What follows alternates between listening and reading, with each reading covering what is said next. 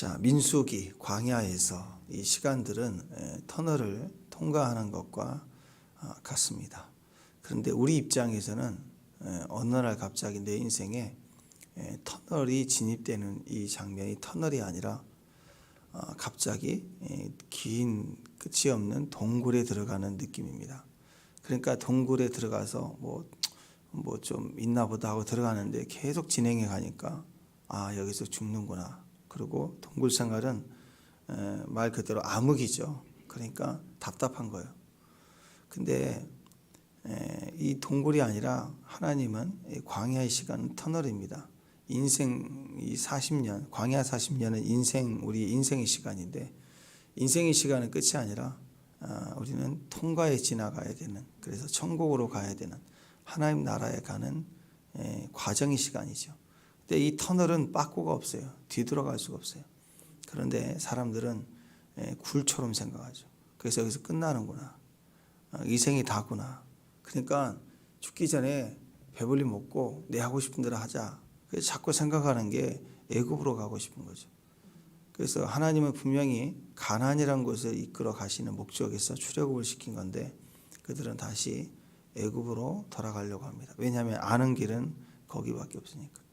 그런데 이 과정은, 이 민수기는, 이 광야는 통과해 가는 과정이에요. 직진만 있는 거예요. 그래서 이 과정을 지나가는데 우리에게 필수적으로 주신 하나님의 인도하심이 불기둥과 구름기둥입니다. 불기둥과 구름기둥은 초자연적인 하나님의 인도하심이죠. 그런데 하나님이 또 한 가지 은나팔을 만들어 불라 하셔서 귀로 듣게 하셔서 모든 백성들로 하나님 음성을 듣게 하십니다. 여러분, 하나님 우리를 인도하시는 이 과정들을 보면요, 꿈 한 번 주시고 또는 환상 한 번 주시고 또 뭐 또 계시 한 번 줬다고 다 해결되는 그러신 분 아니에요. 계속해서 확증을 주세요. 보기도 하시면 듣기도 하시고 느끼기도 하시고 그리고 약속을 기억나게 하시고 지난 과정을 다 더해져서 그것이다라는 결론을 확증해 주시는 거예요. 근데 한 가지만 달랑 뭐 꿈을 꿨다, 숫자를 봤다, 뭐 그걸로 그냥 모든 걸 결정하려고 한다. 너무나도 어리석다라는 거죠. 그래서 우리가 성경에서 하나님과 우리 관계를 가장 일반적으로 설명해 주고 있는 관계가 목자와 양의 관계인데 양은 무기가 없습니다. 생존 방식이 없어요. 양은 음성을 듣는 것이에요. 그래서 어떤 동물보다도 주인의 음성을 잘 듣습니다. 그래서 잘 들을 때 광야에서 안전하고 광야에서 쉴만한 물가를 가고 또 양식을 먹고 쉴 수가 있다라는 거죠. 그래서 신앙생활을 잘 듣는 거다. 이렇게 해서 오늘 드디어 조직이 되어지고 이제 나팔을 불면서 전체가 행진하게 되는, 그렇게 행진해 가는 그런 과정이 이루어집니다. 순서들로 또 지파별로 책임자들을 세워서 이제 지파들이 마지막 단지파까지 다 이렇게 진행해 가는 것을 봅니다. 자, 그런 배경에서 이제 신앙 여정이 시작이 된 거예요. 불기둥과 구름기둥으로 인도해 가시는 모습 속에 이제 광야 여정이 드디어 이제 시작이 되는데, 출발과 모이는 모든 시작을 나팔을 불어 알게 하지만 이 불기둥과 구름기둥은 계속입니다. 밤이든 낮이든. 그래서 불기둥이 계속 움직이는 걸 따라가야 돼요. 계속 따라가야 돼요. 임재력으로 따라가는 건데, 그럴 때 오늘 모세에게 어떤 일이 벌어지느냐. 이제 모세가 온 백성의 지도자로서 이제 드디어 이끌어가는 본격적인 광야 여정이 이제 시작이 되는데, 이런 지도자로서 인생의 삶을 살아가는 데 있어서 하나님이 우리를 하나님과의 만남을 통해서 축복을 주시죠. 하나님과의 만남에 대한 축복이 있는데 우리가 또 한 가지 생각해야 될 것은 하나님과의 만남이 아니라 하나님의 만남 속에서 또한 동시에 사람들의 만남을 하나님이 주신다는 거예요. 하나님의 축복은 이런 만남을 통해서 하나님이 우리에게 복을 주시는데, 하나님의 만남을 귀하게 여기고 소중하게 여기는 사람들은 사람들과의 만남을 소중하고 귀하게 여깁니다. 여러분 생각해 보십시오. 이 족장 가족만 이렇게 뭉쳐서 떠돌이처럼 이렇게 이동하는 유목민의 모습 속에 낯선 자들이 이렇게 장막에 찾아온다. 굉장히 위협적일 수 있잖아요. 그죠? 근데 이스라엘은 전통적으로 하나님의 언약을 믿고 하나님의 보호하심을 믿기 때문에 나그네를 선대했습니다. 일단 귀하게 여기고 집에 들여서 먹이고 입히고 하는 기본적으로 선대하는 게 있어요. 그래서 하나님의 사람들의 특징입니다. 하나님을 귀하고 또 하나님을 존중하고 존귀하게 여긴 만큼 일단 손님을 대접하고 다른 사람을 귀하게 여긴다. 귀하게 대접한다. 성경이 십자가의 원리죠. 하나님의 공의, 하나님 앞에 절대적 의가 필요한데 동일하게 사랑할 수 없는 자도 사랑할 수 있는 사랑이 필요해요. 공의와 사랑. 이게 그래서 이 십계명도 하나님에 대한 계명만 있는 게 아니라 5계명부터는 이웃에 대한 계명. 이 두 가지가 다 똑같다. 균형을 이루었다. 그래서 신앙의 가장 좋은 모습은 하나님과 사람에 대한 균형을 잘 이루고 있는 신앙의 모습입니다. 어떤 사람은 나 사람 필요 없어. 기도만 할 거야. 목사님 기도만 하면 되잖아요. 기도만 하면 다 되는 거예요. 기도만. 아니라니까요. 사람에게 말을 해야 되고 존중해야 되고 함께 가는 그런 과정이 필요하다. 근데 나는 하나님만 필요해. 그게 맞는 말인 것 같은데요. 하나님만 필요한 게 맞아요. 이 땅에 하나님 필요하죠. 하나님은 다 되죠. 예수면 다 된다. 맞아요. 그런데 예수면 다 된다. 그 말 속에는 사람에 대한 책임이 따르는 거예요. 사람에 대해 존중하고 온수를 사랑하고 하는 그런 어떤 우리 부르심이 하나님의 사랑하는 방법이라고요. 그런데 어떤 사람은 사람 다 필요 없다. 사람은 힘들다. 그러니까 누구만 하나님만 내가 사랑한다. 이렇게 되면 어떤 일을 벌이냐면 은둔 생활이 돼요. 은둔. 종교인이 됩니다. 신비주의가 돼요. 또 매일 기도를 많이 해요. 기도를 많이 하는데 교제가 없어요. 그러면 종교인이 됩니다. 이상한 걸 보는 신비주의자가 됩니다. 찬양을 많이 해요. 찬양을 또 잘해요. 또 찬양을 하니까 인기가 있어요. 인기 있는 사역자예요. 찬양을 너무 잘해요. 근데 쌀쌀 맞아요. 아주 인격이 개차반이에요. 그 사람들 막 뭐라 그래요.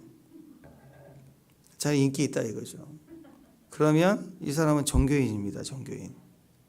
그 바리새인이 손을 들고 기도할 때 내가 저 세례와 같지 아니함을 감사합니다라고 이렇게 하는 기도 속에는 하나님에 대한 게 아니라 자랑이고 저 사람을 무시하는 것이 되잖아요. 자, 그래서 이게 종교인의 모습입니다. 바른 신앙은 하나님을 존중하고 깊이 경험하는 만큼 또 사람을 깊이 품어주고 또 남들이 다 거절하는 사람까지 품어줄 수 있는 사람. 그런 모습이 동시에 축복의 만남을 가질 수 있었다. 예수님 그래서 제일 약한 자들, 일반 유대인들이 다 손가락질하는 사람들, 죄인이라고 하는 사람, 세엘이라고 하는 사람, 사타공인 다 죄인들 아니에요. 그들과 같이 밥을 먹었어요. 부정했다 이거예요. 또 율법에 부정한 자들, 피 흘리는 자들, 문둥병자들, 남에서 소경인 자들 다 주님이 만나주셨어요. 그러니까 유대인들 율법에 섞인 사람들 보기엔 예수님이 얼마나 부정한 자예요. 아우 저게 하나님이냐고 부정. 밥을 같이 먹는다. 아니라는 거죠. 진짜 하나님이기 때문에 외면하지 않고 동일하게 품었다라는 것. 하나님께서 자기 백성을 이렇게 불기둥과 구름기둥으로 이렇게 인도해 가실 때 광야에는 동일하게 하나님의 인도하심만 있는 게 아니라 지도자를 통해서 동시에 또 뭐가 있느냐. 사람에 대한 인도하심에 대한 배려와 힘이 있다라는 것이에요. 오늘 백성들, 하나님 백성들 가운데 모세가 지도자로 세워서 진행해 가는데 오늘 특별한 일이 하나 벌어집니다. 29절 이하로 보면 호밥이라는 사람이 나와요. 호밥. 호빵 아니에요. 호밥이에요. 호밥. 호밥이 나오는데 호밥이 누구냐? 처남이에요. 처남. 자기 장인의 아들. 그래서 뭘 복잡하게 이제 족보를 써서 배경 쓰니까 길게 나오는데 처남이에요. 처남. 모세의 처남인데 뭐라고 얘기하느냐?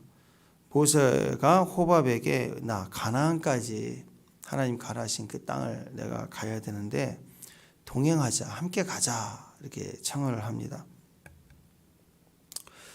자, 그러니까 구름 기둥이 있었죠. 구름 기둥이 인도하시는 게 맞아요. 하나님 임재가 충만했습니다.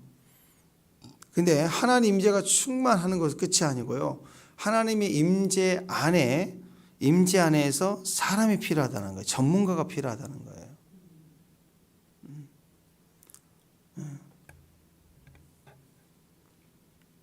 자, 광야길을 갈 때요. 광야길을 갈 때 많은 사람들이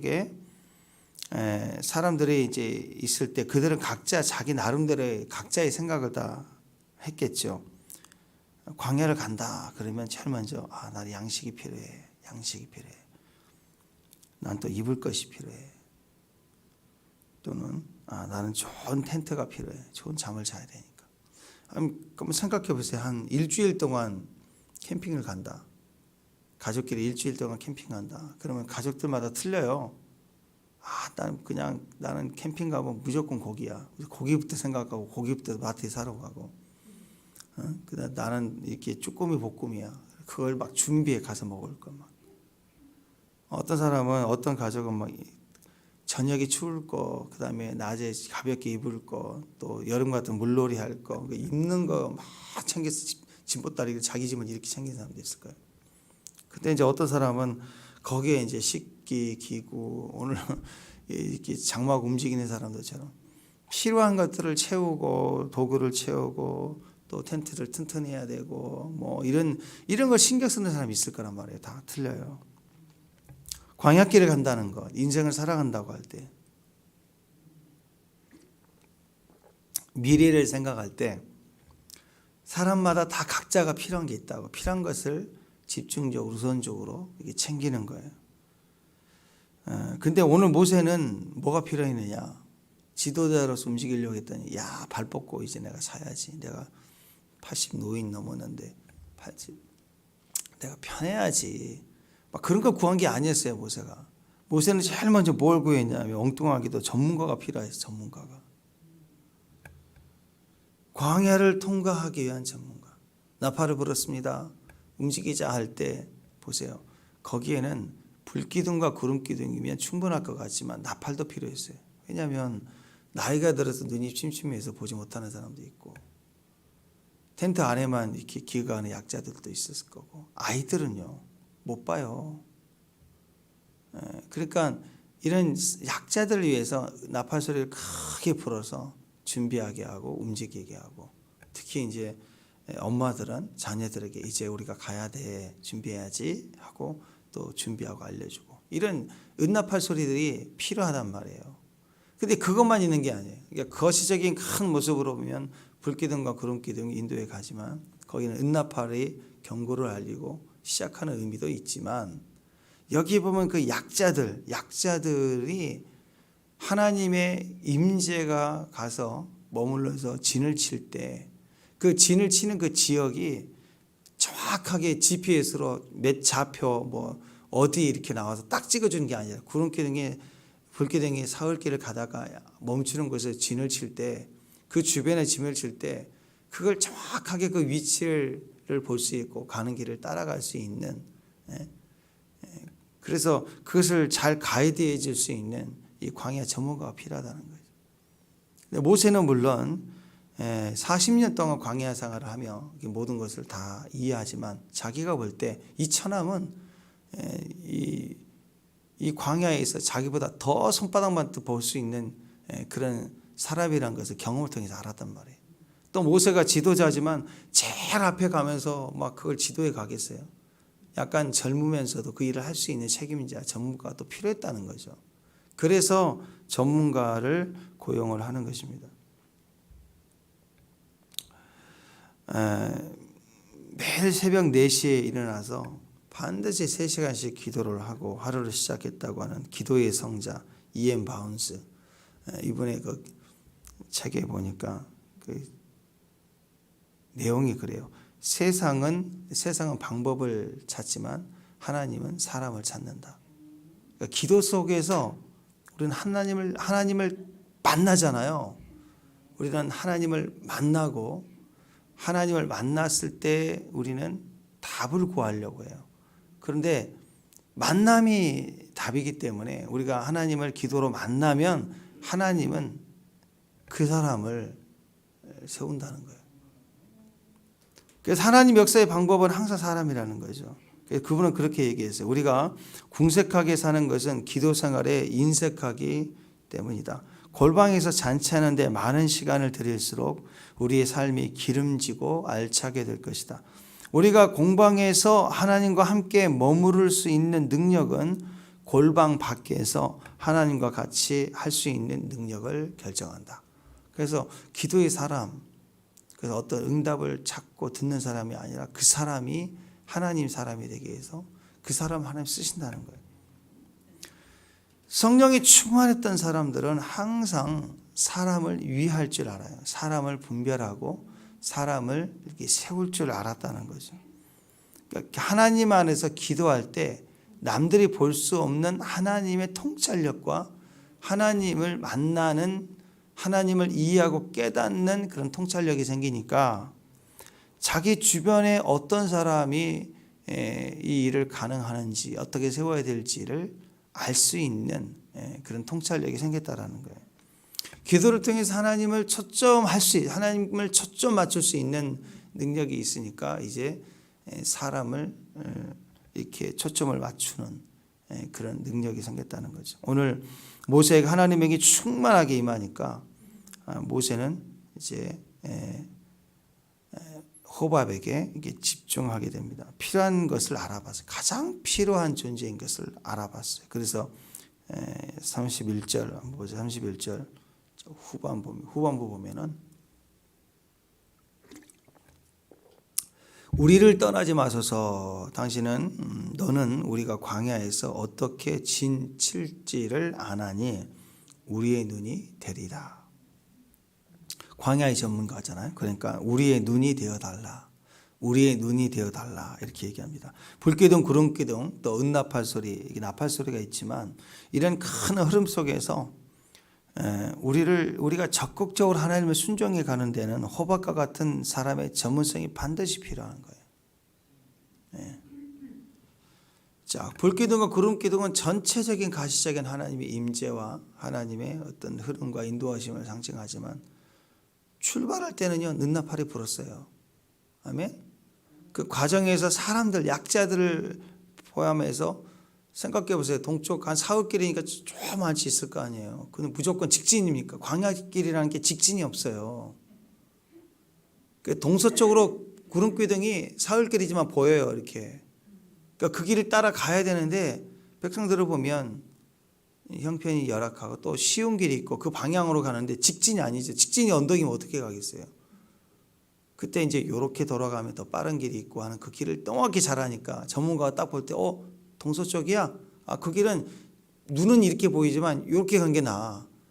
그 길을 자세하게 한 200만 명 되는 사람을 인도해 가는데 전문가가 필요하다는 거죠. 전문가가 아니면요, 눈에 보이는 이 길이 맞지 하고 가다가 이 길이 아닌가 봐요. 빠꾸 그러면 200망이 뒤로 빠꾸 한다면 얼마나 또 힘들어요 또.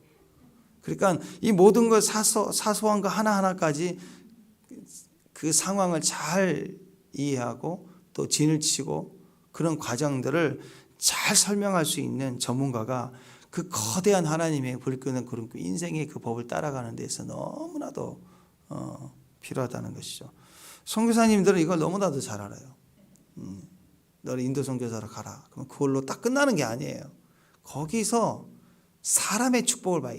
사람의 만남의 축복을 주고 전문가를 만나게 되고 계속 그런 과정에서 사역이 하나님의 일들이 세워지는 것이에요.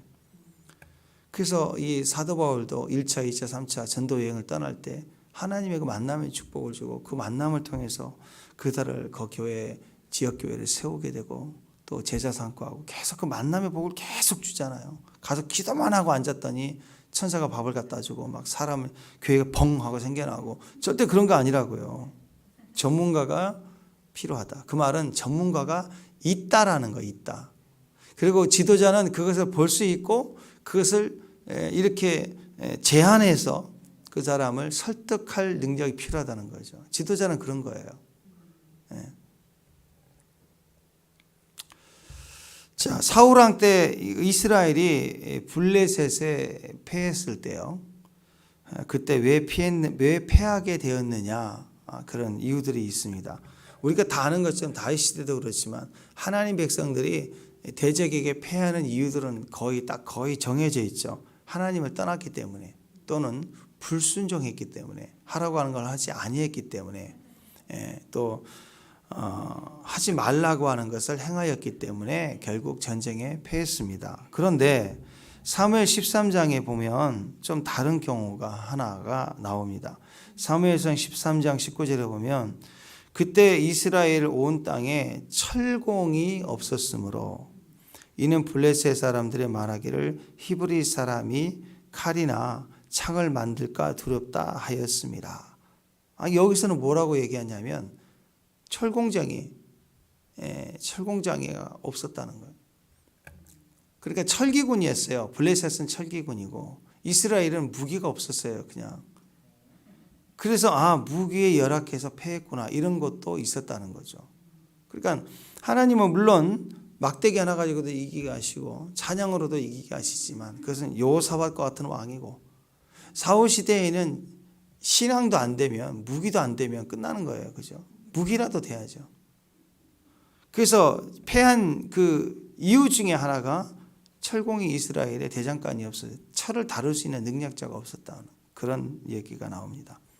그러니까 기도하는 선지자도 있었고 법궤 메고 선봉이 섰던 제사장도 필요하지만 뭐도 필요하느냐? 철공도 필요한 거예요. 철공도. 기술도 필요하다는 거죠. 기술. 그러니까 여러분 임재도 필요하지만 동시에 그 임재 안에서 일을 해야 하는 전문가도 반드시 필요하다는 거예요. 그래서 하나님이 이 성막을 만들 때도 금을 녹여서 다 만들 수 있는 게 아니잖아요. 아무나 금 모아. 그 다음 어떻게 해본 적이 없는 사람이 금 모아. 금을 이렇게 모았어요. 그걸 어떻게 만들어요?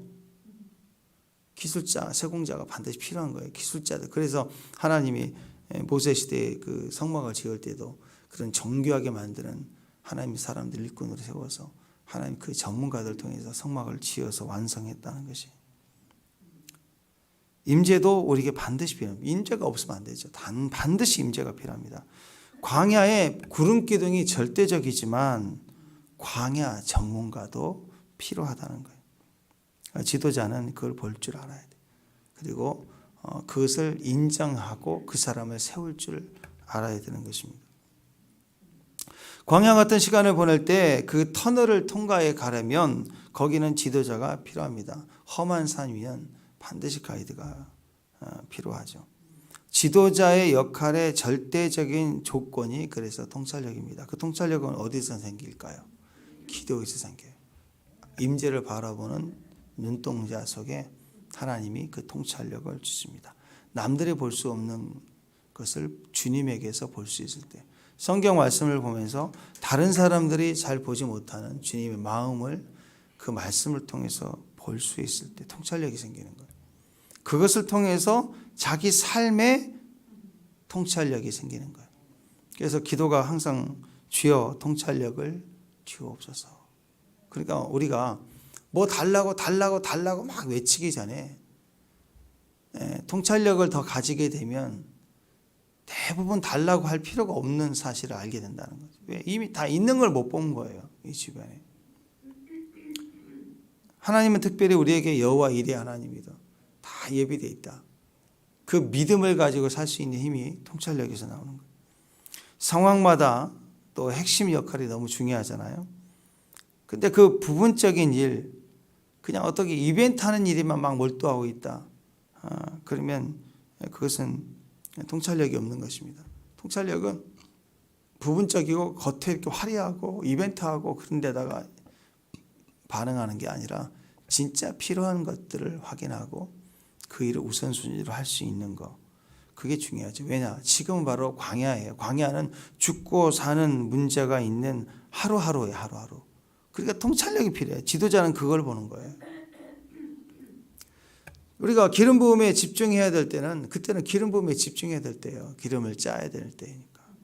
예배에 집중할 때가 있습니다. 그때는 하나님이 종일 예배하게 하실 때 다른 거 일체 보지 말고 엎드려 예배하라. 또 특별한 기도 기간을 정해서 기도하라. 그때는 집중하라는 거죠. 기도하라. 그러면 기도만 하는 게 아니죠. 그 속에는 미디어도 끊고 사람 만나는 것도 끊고 맛있는 거 먹으러 가는 것도 끊고 가능하면 집중해서 기도만 하려고 하는, 기도한다 그 배경에는 이 여러 부분적인 것들이 제한되는 걸 의미하는 거예요. 새벽 예배를 하겠다 마음을 정했다, 그럼 새벽에 일어나서 한다는 걸 말하는 게 아니라 전날 저녁에 좀 일찍 준비하고 자고 뭐 그런 여러 요소들의 생활의 패턴이 바뀌는 걸 의미하는 거예요. 그런가 하면 때론 전문성에 집중해야 할 때가 있습니다. 그때는 종일 기도하고만 앉아 있으면 안 돼요. 그때는 움직여야 돼요. 주여 믿습니다 하고 일을 찾고 일을 배우고 기술을 연마하고 그리고 손에 장비를 들 때예요. 연장을 들 때라고요. 근데 통찰력이 없는 사람은 이게 바뀌어요. 이 순서가. 지금 기도해야 될 때고 다 기도하고 있는데 딴 데 있어요. 지금 뭐 이런저런 이유로 딴 데 있고 꼭 필요해서 지금 의자 하나라도 같이 들어야 될 때인데 다 모여서 이래저래 부족하지 힘을 모아서 일을 하고 있는데 그때는 기도하고 오겠다고 또 기도실 찾아간다고 성전에 가 있고 미치는 거예요. 진짜 속 터지죠. 진짜 그 때라는 게 있는 거예요. 그 때라는 게. 자, 이게 통찰력이죠.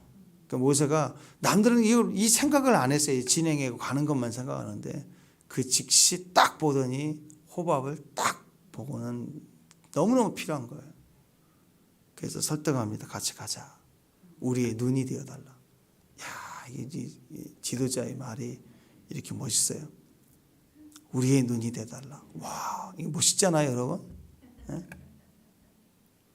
설득력이 있었다는 거예요. 통찰력이 있는 사람은 말 한마디가 필요한 그것을 딱 찍을 줄 알아요. 딱 찍어서 얘기할 줄 알아요. 그랬더니 처음에는 어떻게 해요? 안 가겠다고 그러죠. 네, 나 안 가겠다. 그냥 자기 고향 내 친척 아비 집으로 돌아가고 싶다. 나 그냥 쉬고 싶다. 그런 거예요. 근데 모세는 가게 만들죠. 왜? 하나님 눈동자로 그 사람을 알아보니까 그 사람에 대한 통찰력을 우리와 결합시켜버려요. 눈이 다 달라. 그냥 도움 좀 달라. 얼마 줄게 좀 일당 얼마 쳐줄 테니 도와달라. 그런 마음이면요. 난 일당 필요한 게 아니야. 돈이 필요한 게 아니야. 난 내 고향이 필요해. 그러면 그 가치가 안 바뀌는 거죠. 근데 민족 전체의 눈동자가 돼달라. 나를 그렇게 높여주고 나를 알아봐주고 내 위치를 그렇게 확인해주네. 이러면 그 안에 최고의 자기를 알아주는 자에게 생명을 바치고 목숨을 바친다고 하잖아요. 최고의 설득력이 거기서 나오는 거예요. 모세의 설득력을 보십시오. 확실하게 그리고 가서 정확하게 그리고 전달합니다. 네? 좀 이거 좀 해주시면 안 돼요? 그게 아니라 꼭 필요하다. 꼭 필요하다. 정확하게 난 당신이 절대적으로 필요하다. 사람이 이렇게 삶이 어려워서 자살하려고 하는 사람들 또 보면은 전화를 한다고 하잖아요. 그리고 신기하게도 여기 아라뱃길에서 하도 사람이 많이 뛰어들어가지고 그 아라뱃길 거기다가도요 뭐 가드 치고 거기다가 전화기 달아놓고 막 그랬어요. 자살하기 전에 전화 한 번 더 하라고. 근데 신기하게도 그런 걸 해놓으면 사람들이 전화를 한대요. 자살 직전에 그 사람이 도저히 살고 싶지 않다, 죽겠다 하는 마음에 와서도 전화가 있으면 한번 해본다는 거예요. 왜? 그 마음의 깊은 곳은 그래도 아직은 살고 싶은 마음이 있는 거예요. 그때 그분들이 하는 얘기가 그래요. 처음 듣는 사람이지만 상담자가 항상 당신 꼭 필요하다고. 무조건 매달려 살아야 된다고. 당신 저 사람 지옥 간다고. 이런 얘기를 하는 게 아니고 너란 존재가 귀하고 충분히 사랑받을 만한 자격이 있고 그리고 너무 필요한 사람이라는 거. 필요한 사람이라는 거 알려주면 마음이 확 바뀐대요. 필요한 사람. 가치를 알려주는 거죠. 가치. 모세 설득력에게는 그게 있어요. 명확하게 말하지만 그 속에는 가치를 말해주는 거예요. 29절에 보니까 동행하자. 정확하게 얘기해요. 동행하자. 말을 팽팽 돌리는 게 아니라 동행하자. 그리고 우리가 선대할 것이다. 그리고 하나님이 복을 주신다. 우리말로 얘기하면 그냥 같이 가자. 같이 가자. 좋을 거야. 그리고 하나님도 복을 주실 거고. 같이 가자. 친구야 같이 가자. 가면 좋을 거야. 하나님도 복을 주실 거고. 심플하지만 명확하게 전달해요. 이게 설득할 수 있는 능력, 설득력의 핵심입니다. 명확성이에요. 명확성. 정확하게. 많은 말에 설득당하는 거 아니에요. 모르겠습니다. 여러분들은 또 많은 분들은 어떻게 된지 모르겠어요. 저 같은 경우는 전화 딱 받자마자 안녕하세요 고객님부터 해서 대답할 시간을 두지 않고 말을 막 다다다다다 막 계속 하시는 분들이 있어요. 한 번도 저는 설득당한 적이 없고 그냥 끊어요. 빨리 이제 바빠요. 그리고 답을 알았어요. 바빠요. 그러면 거기서 끊어지더라고. 설득은요 많은 말이 필요한 게 아니에요. 정확하고 기도하면서 볼 수 있는 통찰력에 대한 정확한 말을 명확하게 전달합니다. 빌립이 나다나엘에게 나사렛 예수가 메시아임을 내가 만났다. 그러니까 나다나엘이 딱 그 말을 듣더니 불신하죠. 야, 나사렛에서 무슨 선한 게 나냐? 자, 이렇게 자기 결론이 너무 분명하고 콧방귀 뀌는 사람한테는요 10분, 20분 계속 얘기하면 또 우습기만 돼요. 야, 아니야. 이렇게 그거 절대 설득이 안 됩니다. 그냥 빌립이 뭐라고 얘기하냐면 와봐. 딱 간단해. 와 봐라. 와서 봐라 하고 딱 가버려요. 그랬더니 진짜 와. 그 말에 여러분 설득력은 너무 단순합니다. 이게 막 안 될 때 자기 뭐 고향에 가고 싶다 뭐하고 막 얘기할 때 설명 많이 한다고 바뀌는 게 아니에요. 내가 만남이 진짜니까 다른 말이 필요 없어. 와 봐. 네가 판단해. 그리고 아니면 네만 손해야. 난 다 했다 하고 딱 치고 가버려야 돼요. 자꾸 설명이 많고 말이 많고 흐릿흐릿하고 그러면 설득력을 잃어버립니다. 만약 빌립이 나다나엘에게 그래도 나를 봐서라도 한번 와보면 좀 좋을 것 같아요. 좀 유익이 좀 있지 않을까 싶네요. 그럼 가겠어요? 저 같아도 안 가요. 제가 설교하면서 여러분 천국이 있을 것도 같습니다. 기도하면 좀 풀릴 수도 있지 않을까요? 우리 한번 기도해 볼까요? 이러면 무슨 거기에 영적 힘이 생겨요. 천국이 분명히 있잖아요. 구원 받잖아요. 기도하면 되잖아요. 믿음으로 얘기를 해야지. 믿음으로. 12명의 정탐꾼이 돌아왔을 때 여호수아와 갈렙은 명확했습니다. 민수기 이제 13장에 가보면 나오는데 갈렙이 모세 앞에서 백성을 조용하게 하고 이르되 우리가 올라가서 그 땅을 취하자 능히 이기리라 탁 선포했어요. 정확히 명확하게. 그때 나머지는 또 무슨 말을 하는 줄 알았어요. 흐리멍텅해 하고 꼭 이런 투를 얘기합니다. 뭐 같다. 좋을 것 같아. 천국이 있을 것 같아요. 같다. 또는 뭐 같을 것이다. 이렇게 불확실한 것을 자꾸 설명하면서 막 걱정을 같이 하고 걱정을 막 터트려줘. 그림을 그려놓고.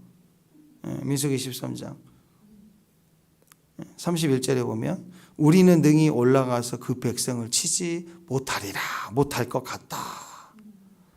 또 계속해서 우리는 스스로 보기에도 메뚜기 같으니 그들이 보기에도 그와 같았을 것이다. 혼자 망상의 생상을 계속해서 그냥 이렇게 같을 것 같아요. 뭐 할 것 같아 보여요. 이런 말을 하면 설득 100% 안 됩니다. 설득이 안 돼요. 그리고 하나님 말씀은 설득으로 되는 게 아니에요. 통찰력과 믿음으로 선포하고 가는 거예요. 하다못해 여러분 뭘 먹으러 갈 때도 뭐 먹을까 그러면 짬뽕 탁 나올 때 다 따라가죠. 뭐 먹을까 그랬더니 아무거나 뭐 먹을 아무거나 어디가 있어요.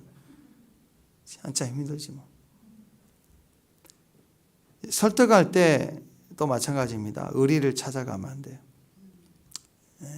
뭔가를 설득할 때 의리를 찾고 인맥을 찾고 그게 아니라 오늘 모세를 보면 정확한 판단 또 일의 전문성을 알아보고 합당하니까 제안하고 설득하는 거예요.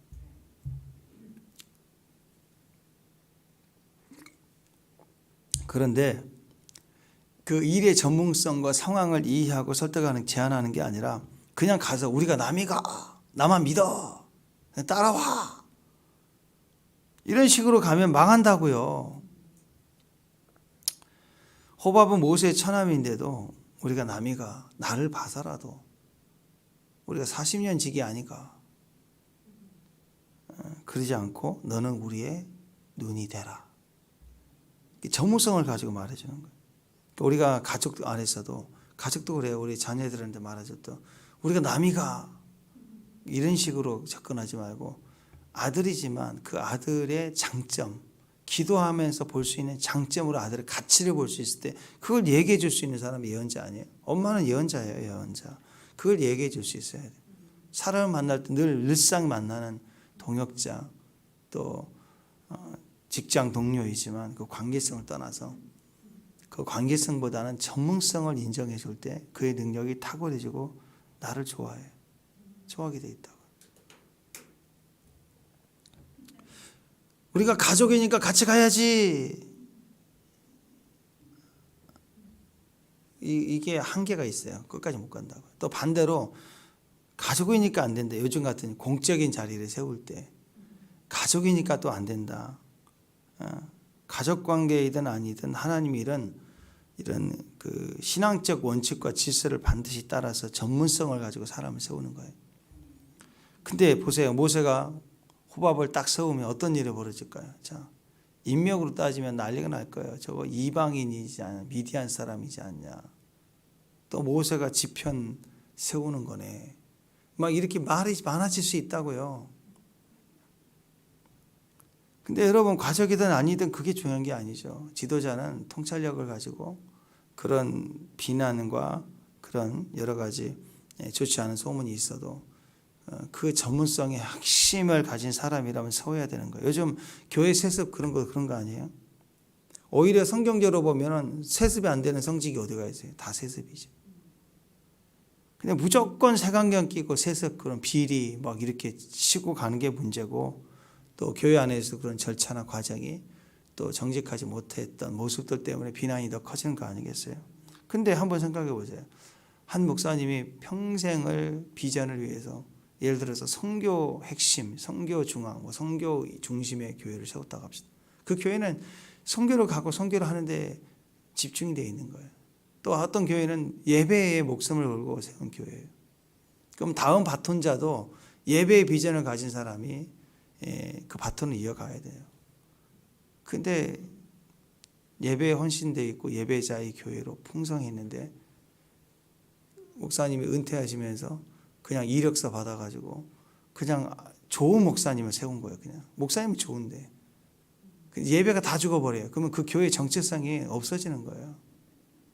하다못해 음식점도요. 주방장 바뀌면 사람 떨어지거든요. 안 가요. 전문성이 필요하다고요. 그러니까 가장 좋은 것은 어렸을 때부터 같이 자라는 자기 자녀들이 그 영성을 다 가지고 있고 그리고 그 정도면 자타공인 그 기름 부음을 다 가지고 있다 그러면 누가 거기에 변명을 하겠어요? 그게 아니니까 문제죠. 그냥 자식이란 이유 때문에 거기서 자라고 키웠던 훌륭한 사역자가 아니라 자기 자식이란 이유 때문에 신학 딱 세워서 데리고 오고 이 사람 자천시키고 뭐 이런 일이 벌어지니까 문제가 되는 거 아니겠습니까? 세습이다 그러면 거기다 색안경 끼고 무조건 난리치는 문제가 아니라 기름 부음이고 전문성을 보면 합당한 거죠. 합당한 거. 그러니까 호밥이라는 사람은 절대적인 하나님의 기준에서 볼 때 광야 전문가라는 거죠. 모세가 그걸 보고 제안을 하고 설득을 했다. 결과적으로 우리가 인생을 사는 비결은 비전입니다. 비전과 기름 부음이에요. 친족이냐 아니냐 그거 따지지 마라. 그건 애들이나 따지는 거고 비류들이 하는 얘기고 비전 놓고 얘기할 수 있어야 돼요. 비전 놓고 생각해 볼 수 있어야 돼요. 기름 부음을 놓고 생각해 보라는 거예요. 기름 부음으로 설득해 보라는 거죠. 너밖에 없다. 기름 부음이니까.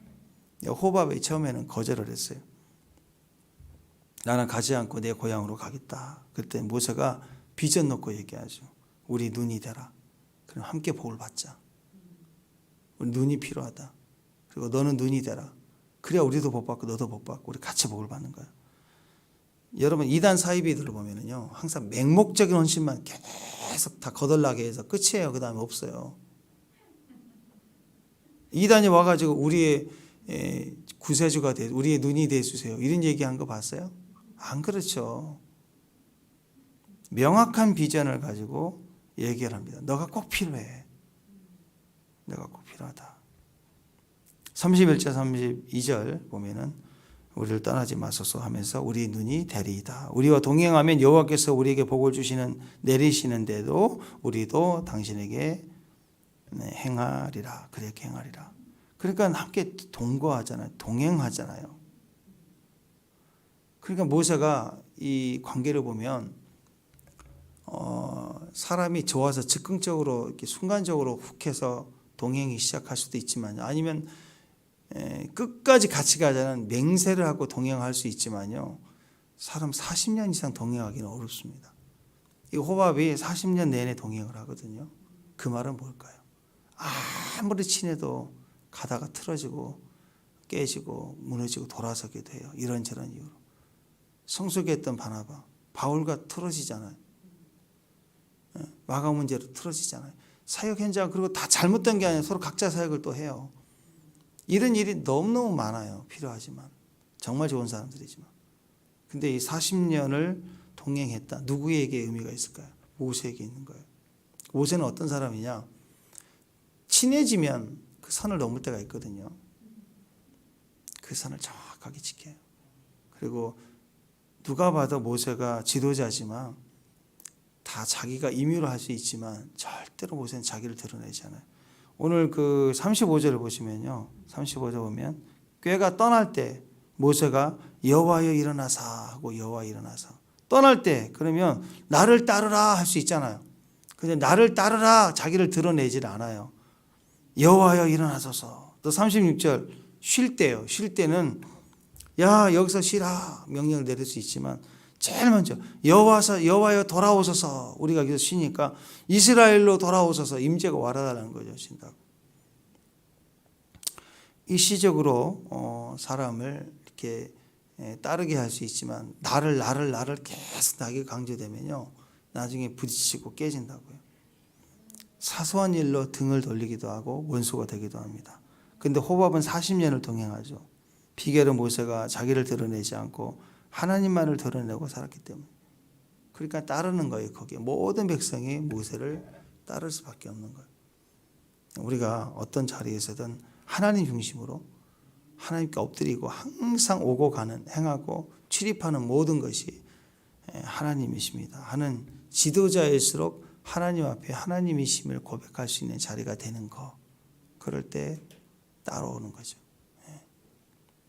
그런 지혜가 있기를 주님의 이름으로 축원합니다. 기도하겠습니다. 하나님 감사합니다.